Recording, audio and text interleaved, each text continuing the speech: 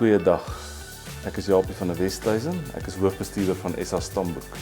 Het is rarig vir my lekker om weer ieder en elk uit te nooi om die 12de nasionale elite toekenningsgeleentheid by te doen.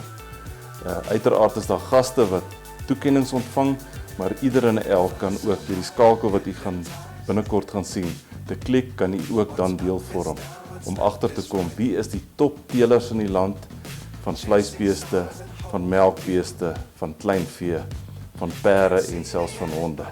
En dan ook wie is die beste mentorteeler, wat ons graag wil eer vir die mentorskap, die opkomende teeler, die beste jaarverslag en sommer 'n klomp ander lekker dinge om te hoor oor hoe hierdie topteelers deel is van die Suid-Afrikaanse veebedryf. So 30 April in die 2024 se nasionale elite toekenningsgeleentheid.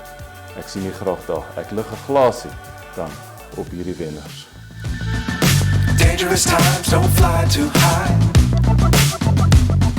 Be sure to keep the ground in sight.